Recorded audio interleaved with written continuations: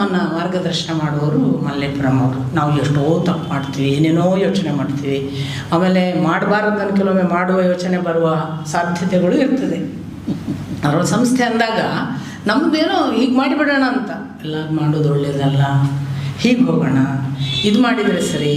ಆಮೇಲೆ ಯಾವುದೇ ಮಾಡುವಾಗ ಬಹಳಷ್ಟು ನಮ್ಮನ್ನು ತಿದ್ಕೊಂಡು ಕೂತ್ಕೊಂಡು, ಈ ಕೆಲವರು ಇರ್ತಾರೆ ಕಿವಿ ಹಿಡ್ಕೊಂಡೇ ಬುದ್ಧಿ ಹೇಳಿಯೇ ಕರ್ಕೊಂಡು ಹೋಗೋದು ಅಂತ ಕಡೆ ತನಕನೂ, ಆ ಥರದ ಮಾದರಿಯೂ ಅಲ್ಲ ನಮ್ಮ ಸರ್ ಅವರದ್ದು. ನಾನು ಯಾವಾಗಲೂ ಹೇಳೋದು ಅಂದರೆ, ಒಂದು ಮಗ ಬೆಳೀತಾ ಹೋದರೆ ಮತ್ತು ತಂದೆ ಹೆಚ್ಚು ಹೇಳಲ್ಲ, ಹಿಂದೆ ಕೂತು ನೋಡ್ತಾನಲ್ಲ, ಅದೇ ದೃಷ್ಟಿಯಿಂದ ನಮ್ಮನ್ನು ನಡೆಸುವ ಒಬ್ಬ ಪಿತೃಸದೃಶ ಮಲ್ಲೇಪುರಂ ಅವರು ಒಂದು. ಎರಡನೇದು, ಅಪ್ಪ ಬದುಕಿದ್ದಾಗಲೇ ನಮಗೆ ಬನ್ನಂಜೆ ಗೋವಿಂದಾಚಾರ್ಯ ಪ್ರತಿಷ್ಠಾನವನ್ನು ಮಾಡಿದ್ದೇ ನಾವು ಅಪ್ಪ ಹೇಳಿದರು ಅಂತ. ನನಗೆ ವೈಯಕ್ತಿಕವಾಗಿ ಅಪ್ಪ ಹೇಳಿದರು. ಬೇರೆಯವರು 80ರ ಸಂಭ್ರಮ ಏನು ಮಾಡೋಣ, ಏನು ಮಾಡ್ತೀರಿ ಅಂತ ನನ್ನನ್ನು ಬಂದು ಕೇಳ್ತಿದ್ರು. ನಾನು ನಗ್ತಿದ್ದೆ.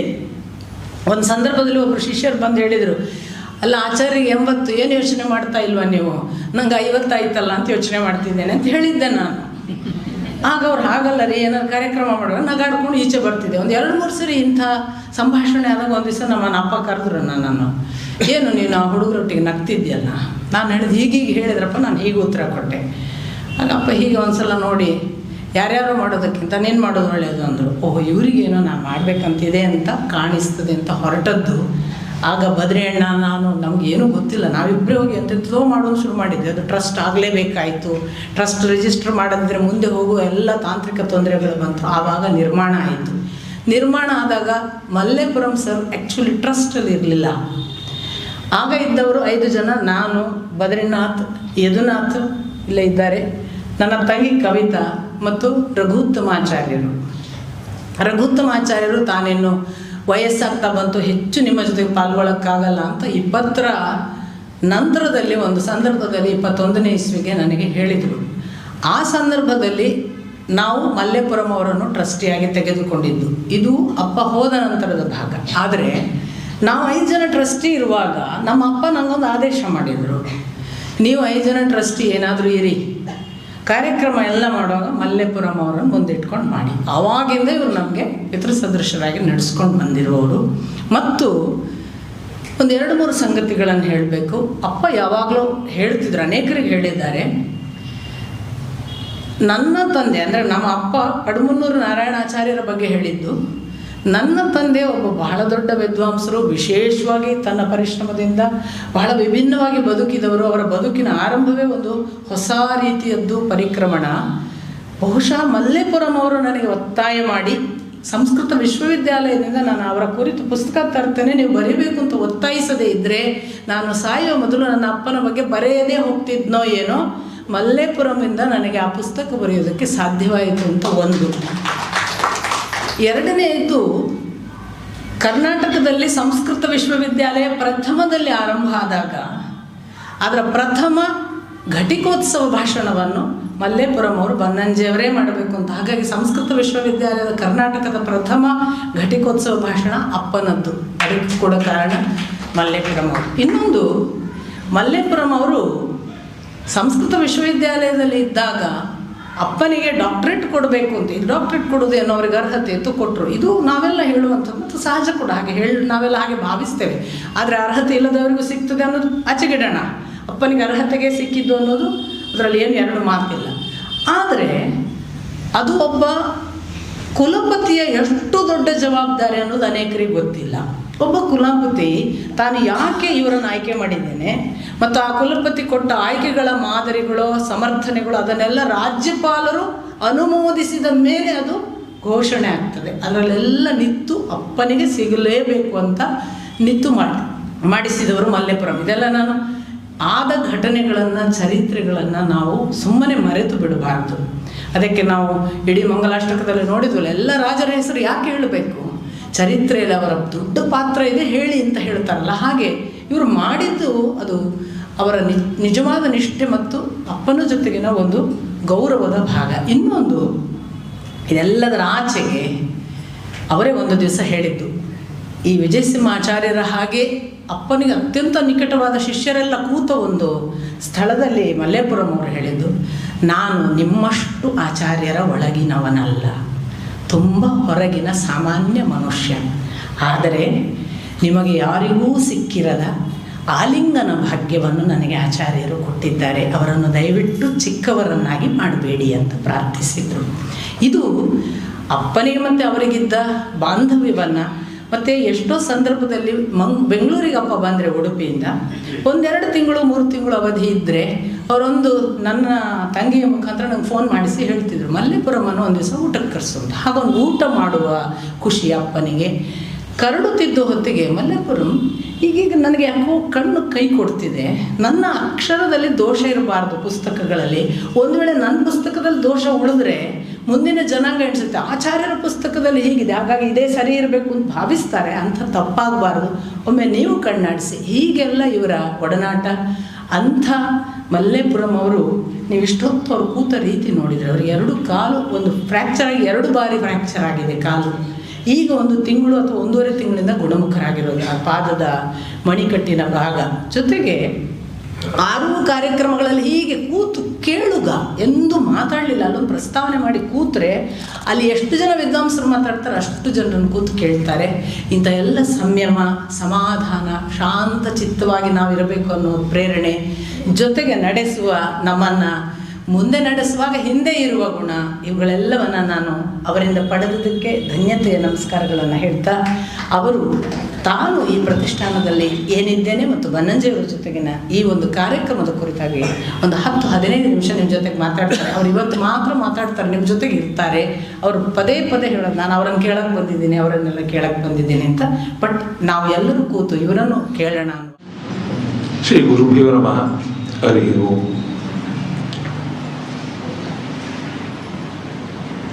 ವೀಣಾ ನನ್ನ ಬಗ್ಗೆ ತುಂಬ ಏನೇನೋ ಹೇಳಿದ್ದಾರೆ. ಹಾಗೆ ಹೇಳೋದು ಅವ್ರ ಸ್ವಭಾವ, ಕೇಳೋದು ನಮ್ಮ ಸ್ವಭಾವ.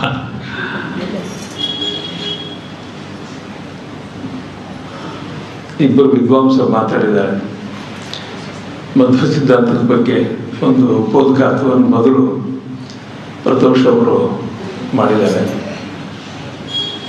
ಅವರು ಆದಮೇಲೆ ಗುರುರಾಜ ಕರ್ಕಿಯವರು ಬನ್ನಂಜೆಯವರ ಒಂದು ವ್ಯಕ್ತಿ ಚಿತ್ರವನ್ನು, ಅವರ ವ್ಯಕ್ತಿತ್ವದ ಚಿತ್ರವನ್ನು, ಅವರ ಕೃತಿ ಸಂಪತ್ತುಗಳ ಹಿಂದೆ ಅಡಗಿರುವಂಥ ಒಂದು ಸಂಶೋಧಕ ಸ್ವಭಾವವನ್ನು ಬಹಳ ಮನೋಜ್ಞವಾಗಿ ಹೇಳಿಕೊಟ್ಟಿದ್ದಾರೆ.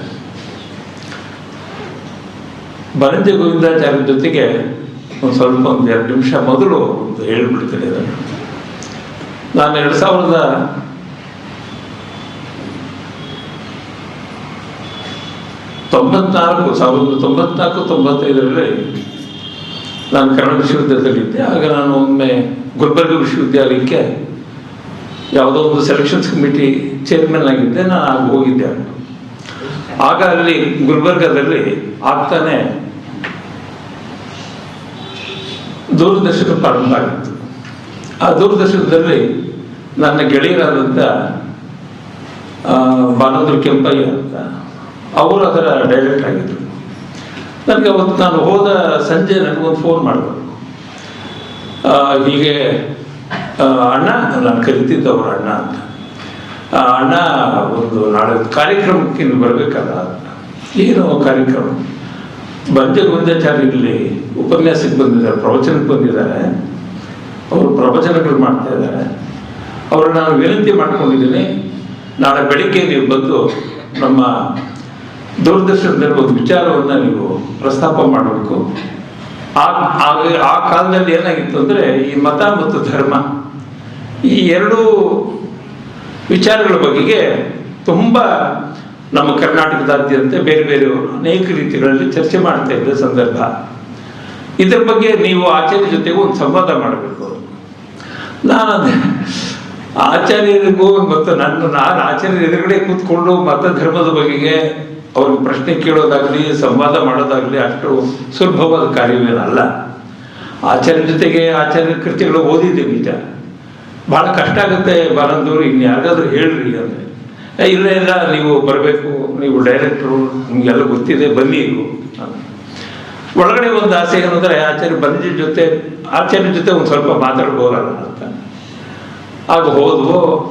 ಮುಕ್ತ ಅದಕ್ಕಿಂತ ಮುಂಚೆ ಬೇರೆ ಬೇರೆ ಸಂದರ್ಭಗಳಲ್ಲಿ ಪ್ರತ್ಯಕ್ಷ ಭೇಟಿಯಾಗಿದ್ದೆ ಹೊರತು ನಮ್ಮಿಬ್ಬರ ಜೊತೆಗೆ ಯಾವುದೂ ಮಾತುಕತೆಗಳಾಗಿರಲಿಲ್ಲ. ಆಗ ಇಬ್ಬರು ನಾ ಹೇಳಿದೆ ಬಣ್ಣ ಗಿಡ ಹಚ್ಚಿಬಿಡ್ರಿ ನಮಗೆ ಅಂತ. ಆಚಾರ್ಯರು ಕೂಡ ಹಚ್ಕೊಳ್ಳಿಲ್ಲ. ಹಾಗೆ ಕೂತ್ಕೊಂಡು ನಾವಿಬ್ಬರು ಮಾತಾಡೋದು ಸುಮಾರು 1 ಗಂಟೆಗಳ ಕಾಲ. ಅದು ಆರ್ಕಿವ್ಸ್ನಲ್ಲಿದೆ ಈಗಲೂ. ನಾನು ಅಲ್ಲಿ ಕೂತ್ಕೊಂಡ್ಮೇಲೆ ನನಗೊಂದು ವಿಚಿತ್ರವಾದಂಥ ಒಂದು ಧೈರ್ಯ ಬಂತು. ಅದಕ್ಕಿಂತ ಮುಂಚೆ ಆಚಾರ್ಯರು ನನ್ನ ಕೈ ಹಿಡ್ಕೊಂಡ್ರು.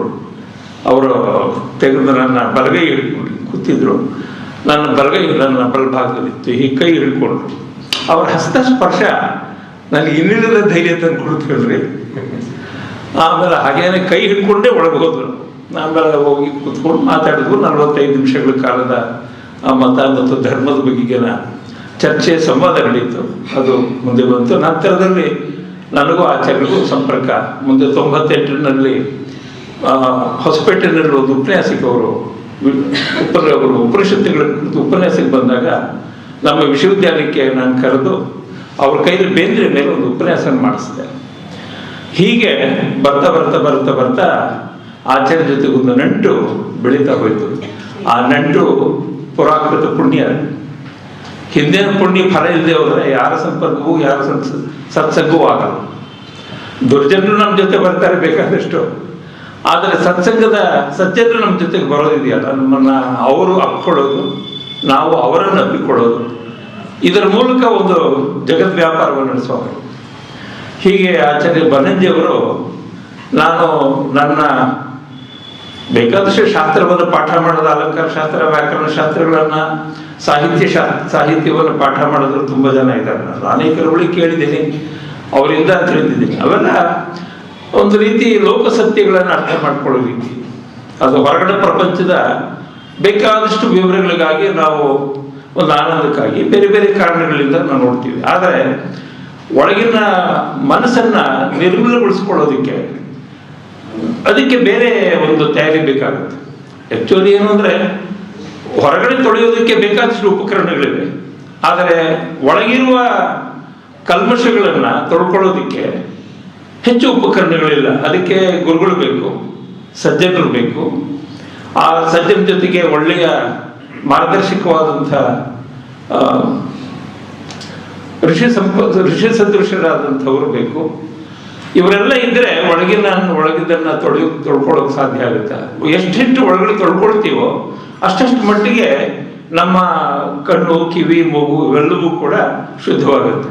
ಅದನ್ನೇ ಭದ್ರಂ ಕರ್ಣಿಯ ವೈಷ್ಣವದೇವ ಅಂತ ಉಪನಿಷತ್ತಿನ ಶಾಂತಿ ಮಂತ್ರ ಅಂತ ಹೇಳೋದು ಇದನ್ನೇ. ಈ ಕಣ್ಣು, ಕಿವಿ, ನಮ್ಮ ಇಂದ್ರಿಯಗಳು, ಹೊರಗಿನ ಇಂದ್ರಿಯಗಳೇನಿದೆಯೋ ಈ ಇಂದ್ರಿಯಗಳು ಮತ್ತು ಜ್ಞಾನೇಂದ್ರಿಯ, ಕರ್ಮೇಂದ್ರಿಯಗಳಿವೆ ಮತ್ತು ಜ್ಞಾನೇಂದ್ರಿಯ. ಕರ್ಮೇಂದ್ರಿಯ ಹೊರಗಿನ ಜಗತ್ತು ನೋಡುತ್ತೆ, ಜ್ಞಾನೇಂದ್ರಿಯ ಒಳಗಿನ ಜಗತ್ತನ್ನು ತೋರಿಸುತ್ತೆ. ಒಳಗಿನ ಜಗತ್ತನ್ನು ಕಲ್ಮಶಗಳನ್ನು ತೊಳ್ಕೊ ಅಂತ ಹೇಳೋದು ಆಚಾರ್ಯ ಬನಂಜಿಯವರದು. ಈ ಒಳಗಿನ ಜಗತ್ತಿನಲ್ಲಿ ಏನು ಕಲ್ಮಶಗಳಿದೆಯೋ ಅದನ್ನು ತಿಳಿತಾ, ಅದನ್ನು ಕಳ್ಕೊಳ್ತಾ, ಅದನ್ನು ತೊಳ್ಕೊಳ್ತಾ ನಾವು ನಿರ್ಮಲವಾಗಬೇಕು. ನಿರ್ಮಲ ಚಿತ್ತ ಧರ್ಮಪುತ್ರನ್ ಅಂತ ಪಪ್ಪ ಒಂದು ಕಡೆ ಹೇಳ್ತಾರೆ. ಧರ್ಮರಾಯನಿಗೆ ಯಾತಕ್ಕೆ ಅವನಿಗೆ ಅವನ ನಿರ್ಮಲ ಚಿತ್ತ ಅಂತ. ಅವನ ಚಿತ್ತ, ಅವನ ಮನಸ್ಸಿತ್ತಲ್ಲ, ಅದೆಂಥದ್ದು ಅಂದ್ರೆ ನಿರ್ಮಲ ಚಿತ್ತ ಅವನು. ಹಾಗಾಗಿ ಅವನು ನಿರ್ಮಲ ಚಿತ್ತ ಧರ್ಮಪುತ್ರನ್ ಅಂತ. ಧರ್ಮಪುತ್ರ ಆಗ್ಬೇಕಾದ್ರೆ ಅವನು ಧರ್ಮವಂತನಾಗಿದ್ದರೆ, ಧರ್ಮರಾಯ ಅಂತ ಅನ್ಸ್ಕೊಳ್ಬೇಕಾದ್ರೆ ಅವನ ಒಳಗಡೆ ನಿರ್ಮಲ ಚಿತ್ತನಾಗಿದ್ದ. ಇದು ಒಂದು ಈ ಅವ್ಯಾಹತವಾದಂಥ ಒಂದು ಪ್ರವಾಹ. ಈ ಪ್ರವಾಹದಲ್ಲಿ ಆಚಾರ್ಯ ಜೊತೆಗೆ ಆಚಾರ್ಯ ನಮ್ಮ ಭಾಗ್ಯ ವಿಶೇಷದಿಂದ ಆಚಾರ್ಯರನ್ನು ತೋರ್ಕೋದು. ನನಗೆ ಇಬ್ಬರು ಗುರುಗಳು, ಒಬ್ಬರು ಎಸ್ ಕೆ ರಾಮಚಂದ್ರಾಯರು, ಇನ್ನೊಬ್ಬರು ಬನಂಜ ಗೋವಿಂದಾಚಾರ್ಯ. ಎಸ್ ಕೆ ರಾಮಚಂದ್ರಾಯರಿಗೆ ನನಗೂ ಇದ್ದಂಥ ನೈಕಟ್ಯ ಅಷ್ಟು ವಿಶಾಲವಾದ್ದು. ಅದು ಒಂದು ಅವರು ದ್ವಾರ ವೆಂಕಟಸ್ವಾಮಿ ನಾಯ್ಡು ಇದ್ದಂಗೆ. ಪಿಟೀಲ್ನಲ್ಲಿ ಇಬ್ಬರು ನಮ್ಮ ದೇಶದಲ್ಲಿ, ನಮ್ಮ ರಾಜ್ಯದಲ್ಲಿ, ಕರ್ನಾಟಕದಲ್ಲಿ ಪಿಟೀಲ್ ಚಕ್ರವರ್ತಿಗಳಿದ್ರೆ ಇಬ್ಬರೇ. ಒಬ್ಬರು ಪಿಟೀಲ್ ಚೌಡಯ್ಯನವರು, ಇನ್ನೊಬ್ಬರು ದ್ವಾರ ವೆಂಕಟಸ್ವಾಮಿ ನಾಯ್ಡು. ಆ ಇಬ್ಬರ ಇದರಲ್ಲಿ ದ್ವಾರ ವೆಂಕಟಸ್ವಾಮಿ ನಾಯ್ಡು ಇದ್ದಾಗೆ ಎಸ್ ಕೆ ರಾಮಚಂದ್ರಾಯರು, ಪಿಟೀಲ್ ಚೌಡಯ್ಯ ಇದ್ದಾಗೆ ಬನಂಜ ಗೋವಿಂದಾಚಾರ್ಯರು. ಇಬ್ಬರೂ ಸೌಂದರ್ಯ ಬೇರೆ ಬೇರೆ. ಅವರ ಅಪರಿಮಿತವಾದಂಥ ಶಕ್ತಿ, ಸಾಮರ್ಥ್ಯಗಳು, ಆ ವಿಶಾಲತೆ, ಆ ಸಹೃದಯತೆ, ಆ ಪ್ರೀತಿ, ಆ ಗುಣ ಸಂಪತ್ತಿನಿಂದ ಕೂಡಿದ್ದನ್ನು ಇಬ್ಬರನ್ನೂ ನೋಡಿದ್ದೀನಿ ನಾನು.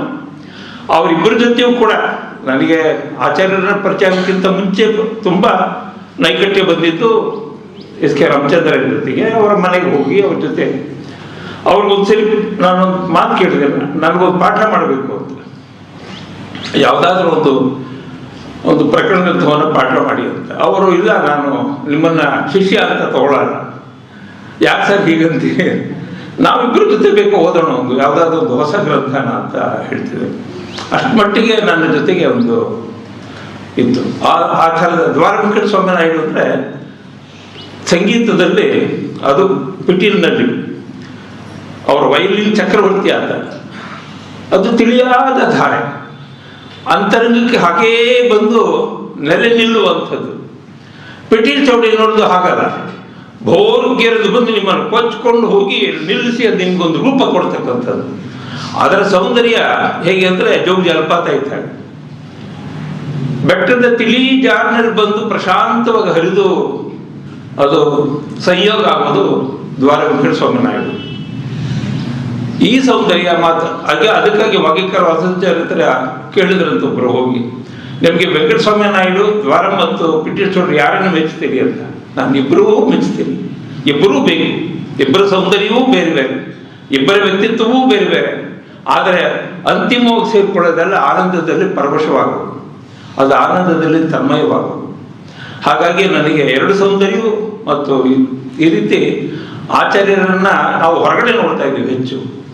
ಆಚಾರ್ಯರನ್ನ ಅವರ ಕೃತಿಗಳಲ್ಲಿ ಒಳಗಿನ ಸೌಂದರ್ಯವನ್ನು ನೋಡಬೇಕು. ಅವರ ಅನೇಕ ಕೃತಿಗಳಲ್ಲಿ ಅನುಸಂಧಾನ ಮಾಡುವಾಗ ಸುಮ್ಮನೆ ಮೇಲಿನ ನೋಟ ಒಂದಿರುತ್ತೆ. ಅವರ ಬರವಣಿಗೆಗಳಲ್ಲಿ ಮೇಲ್ನೋಟದ ಒಂದು ಕ್ರಮ ಇರುತ್ತೆ, ಮೇಲಿನ ಓದು ಅಂತ ಕರಿತೀವಿ. ಆದರೆ ಎರಡು ಅಕ್ಷರಗಳ ನಡುವೆ ಒಂದು ಬಿಡುತೆ ಇರುತ್ತೆ. ಆ ಬಿಡುತೆಯೊಳಗಡೆ ಪ್ರವೇಶ ಮಾಡಿದ್ರೆ ಜಗ್ ಅಂತ ಹೇಳೊಂದು ಫ್ಲಾಶ್ ಬರುತ್ತೆ. ಆಚಾರ್ಯರು ಎಲ್ಲಡಗಿರ್ತಾರೆ ಅಂತ ಹೇಳಿದ್ರೆ ಆ ಎರಡು ನಡುವಣ ಸಂಧಿ ಕ್ರಮದಲ್ಲಿ ಅವರು ಅಡಗಿರೋರು. ಅದನ್ನು ನಾವು ಉಪಾಸನೆ ಮಾಡೋ ಮೂಲಕ ಹತ್ತಿರಕ್ಕೆ ಹೋಗಿ ಬೇಡಿಕೊಂಡು ಕೇಳಿಕೊಂಡು ಅದನ್ನು ಹಾಗೆ ತಗೊಂಡ್ರೆ ನಮ್ಮ ಜೀವನ ಸಂಪದ್ಭರಿತವಾಗುತ್ತೆ. ಅದಕ್ಕಾಗಿ ನಾನು ಅನೇಕ ಕಡೆ ಹೇಳೋದು, ಅವರೊಂದು ಒಬ್ಬ ಸಾರ್ವಪಾರ್ಷದ ಅಂತ ಹೇಳಿ. ನಮ್ಮ ಶಾಸ್ತ್ರದಲ್ಲಿ ಇದೊಂದು ಮಾತಿದೆ, ಪ್ರಾಚೀನರಲ್ಲಿ ಸಾರ್ವಪಾರ್ಷದ ಅಂತ ಕರೀತಾರೆ. ಈಗ ಅನೇಕ ಸಭೆಗಳು ನಡೀತಿರುತ್ತೆ. ಕೆಲವು ವಿಶೇಷವಾದ ಸಭೆಗಳು ನಡೆದಾಗ ಅದಕ್ಕೆ ಯಾರನ್ನ ಒಬ್ಬ ಅಪರಿಷತ್, ಪಾರ್ಷದ ಅಂದ್ರೆ ಪರಿಷತ್ತು ಅಂತ, ಆ ಪರಿಷತ್ತಿಗೆ ಯಾರನ್ನ ಅಧ್ಯಕ್ಷರು ಮಾಡಬೇಕು ಅಂದಾಗ ಯಾವುದೇ ಪರಿಷತ್ತಿದ್ರೆ, ಅದು ವೇದಾಂತ ಇರ್ಬೋದು, ನ್ಯಾಯ ಇರ್ಬೋದು, ಪ್ರಾಚೀನವಾದ ದರ್ಶನಗಳಿರ್ಬೋದು, ಅರ್ವಾಚೀನವಾದಂಥ ವಿಷಯಗಳಿರ್ಬೋದು, ಯಾವುದಕ್ಕಾದ್ರೂ ಒಂದು ಸಭೆಗೆ ಅಧ್ಯಕ್ಷನ ಮಾಡ್ಬೋದು ಅಂದರೆ, ಯಾವುದೇ ಪರಿಷತ್ತುಗಳಿಗೆ ಒಬ್ಬ ಅಧ್ಯಕ್ಷ ಮಾಡ್ಬೋದು ಅಂದರೆ ನಮ್ಮ ಕಾಲದಲ್ಲಿ ನಾವು ನೋಡಿದ್ದು ಬನಂಜಿ ಆಚಾರ್ಯ ಬನಂಜಿಯವರು ಮಾತ್ರ. ಅವರು ಯಾವುದೇ ಪರಿಷತ್ತಿಗೆ, ಯಾವುದೇ ಒಂದು ದೊಡ್ಡ ಸಭೆಗೆ ಅಧ್ಯಕ್ಷರಾಗಬಲ್ಲ ಸಾಮರ್ಥ್ಯ ಇದ್ದವರು. ಇದು ಈ ಮಾತನ್ನ ಅನೇಕರಿಗೆ ಹೇಳೋಕ್ಕಾಗಲ್ಲ, ಯಾರಿಗೂ ಹೇಳೋಕ್ಕಾಗಲ್ಲ. ನನ್ನ ಪ್ರಕಾರ ಅದು ಹೇಳಬೇಕಾದ್ರೆ ತುಂಬಾ ಕಷ್ಟ. ಅಂಥ ಸಾರ್ವಪಾರ್ಷದರಾದಂಥವರು ಆಚಾರ್ಯ ಬನಂಜಿಯವರು. ಇವರನ್ನ 80ರಿಂದ ಈ 10 ವರ್ಷಗಳ ಕಾಲ ಅವರು ನಮ್ಮೊಳಗಡೆ ಕೂತ್ಕೊಂಡು ನಮ್ಮನ್ನು ನಿರ್ದೇಶನ ಮಾಡ್ತಾ ಇದ್ದಾರೆ. ಇತ್ತೀಚೆಗೆ ನಮ್ಮ ವೀಣಾ ಹೇಳ್ತಿದ್ರು, ಏನು ಸರ್ ಹೇಗೆ ಮಾಡೋದು, ಕೆಲವರೆಲ್ಲ ಕೈ ಕೊಟ್ಟರು ಅಂತ, ಕೆಲವು ಬರಲಿಲ್ವಲ್ಲ ಏನು ಮಾಡೋದು ಅಂತ. ನಾನು ಒಂದು ಮಾತಂದೆ, ಯಾರಿಗೆ ಆಚಾರ್ಯರು ಇಲ್ಲಿ ಇರು ಅಂತ ಹೇಳಿ ಕಳಿಸ್ತಾರೆ ಅವ್ರು ಬರ್ತಾರೆ, ಅವರೇ ನಡೆಸ್ಕೊಡ್ತಾರೆ. ಇದು ನನಗಿದು ಒಪ್ಪಿತವಾದ ಸಂಗತಿ. ಏನು ನಡಿಬೇಕಾದ್ ನಡೆಯುತ್ತೆ, ಏನಾಗಬೇಕಾದ್ ಆಗುತ್ತೆ, ಯಾರು ಬರ್ಬೇಕು ಅವ್ರು ಬರ್ತಾರೆ. ಯಾರ್ಯಾರ ಜೀವದ ಒಳಗಡೆ ಯಾರ್ಯಾರನ್ನ ಕುಂಡ್ರಿಸಿ ಎಲ್ಲೆಲ್ಲಿ ನಿರ್ದೇಶನ ಮಾಡುತ್ತೋ ಆಚಾರ್ಯರೇ ಆಯಾ ಜೀವಗಳಲ್ಲಿ ಕೂತ್ಕೊಂಡು ನಿರ್ದೇಶನ ಮಾಡಿದೆ. ಆ ನಿರ್ದೇಶನಾನುಸಾರವಾಗಿ ನೀವು ಬಂದಿದ್ದೀರಿ, ಅದೇ ಅವರ ನಿರ್ದೇಶನ ನಾವು ಬಂದಿದ್ದೀವಿ, ಇಲ್ಲಿ ಕೂತ್ಕೊಂಡಿದ್ದೀವಿ, ಮಾತಾಡಿದ್ದೀವಿ. ಆಚಾರ್ಯ ಬನಂಜಿಯವರ ಕೃತಿಗಳು, ಅವರ ವಿಚಾರಗಳು ನಮಗೆ ಮಾರ್ಗದರ್ಶಕವಾಗಿ ನಮ್ಮ ಬದುಕು ಆನಂದಮಯವಾಗಬೇಕು. ಆನಂದಣ್ಣ ಹೇಳ್ತಿದ್ರು, ನಾನು ಆನಂದ ಆದರೆ ಸುಖ ಇಲ್ಲ, ಸುಖ ದುಃಖ ಎರಡು ಅಂತ. ಸುಖೇ ದುಃಖ ಸಮೀಕೃತ ಲಾಭ ಭೋಜಯ ಜಯಂತಿ ಗೀತೆಯಲ್ಲಿ ಹೇಳಿದೆಯಲ್ಲ. ನೀನು ಸುಖ ಮತ್ತು ದುಃಖ ಅನ್ನೋದನ್ನ ಎರಡು ಬೇರೆ ಬೇರೆ ಅಂತ ಅಂದ್ಕೊಂಡ್ರೆ ಆಗೋದು. ಆ ಎರಡನ್ನ ನೀನು ಸಮೀಕರಣ ಮಾಡಿಕೊಂಡ್ರೆ ಇದು ಸುಖ ಅನ್ನೋದು ತಾತ್ಕಾಲಿಕ, ದುಃಖ ಅನ್ನೋದು ತಾತ್ಕಾಲಿಕ. ಈ ಸುಖ ದುಃಖಗಳಿಂದ ಮೀರಿದ್ದೇನಿದೆಯೋ ಅದು ಆನಂದ. ಸೊ ಆನಂದ ಬ್ರಹ್ಮೇತಿ ವಿಚಾರತ ಅಂತ ಉಪನಿಷತ್ ಹೇಳೋದು ಈ ಆನಂದಕ್ಕಾಗಿ. ಆನಂದ ಅನೇಕ ರೀತಿಯ ಆನಂದಗಳಿವೆ. ಅದು ಲೌಕಿಕ ಆನಂದ ಅಂತ ಹೇಳಲ್ಲ. ಊಟ ಮಾಡುವಾಗ ಒಂದು ಆನಂದ ಸಿಗುತ್ತೆ, ಅವೆಲ್ಲ ರುಚಿ ಇತ್ಯಾದಿಗಳು. ಆದರೆ ಇದೆಲ್ಲಕ್ಕಿಂತಲೂ ಅಪರಿಮಿತವಾದ ಒಂದು ಆನಂದ ಇದೆ. ಆ ಆನಂದಕ್ಕೆ ಕ್ಷಯ ಇಲ್ಲ, ಅದು ಅಕ್ಷಯವಾದದ್ದು, ಅದು ನಿರ್ಮಲವಾದದ್ದು. ಅಂತ ದಾರಿಯಲ್ಲಿ ಆನಂದದ ದಾರಿಯನ್ನು ಕರ್ಕೊಂಡು ಹೋಗೋದಕ್ಕೆ ಆಚಾರ್ಯರ ಕುರಿತಾದಂತೆ ಈ ಬಗೆಯ ಕಾರ್ಯಾಗಾರಗಳು, ಸಭೆಗಳು, ಸತ್ಸಂಗಗಳು ನಮಗೆ ನಿರಂತರ ಒದಗುತ್ತವರಲ್ಲಿ. ಇದಕ್ಕೆ ವೀಣಾ ನಮಗೆ ನಮ್ಮೆಲ್ಲರ ಸ್ಫೂರ್ತಿದಾಯಕ ದೈವ ಮಾತೆಯಾಗಿ ನಮ್ಮ ಜೊತೆಗಿರಲಿ ಅಂತ ಹೇಳಿ ಪ್ರಾರ್ಥನೆ ಮಾಡ್ಕೊಳ್ತಾ ನಮಸ್ಕಾರ.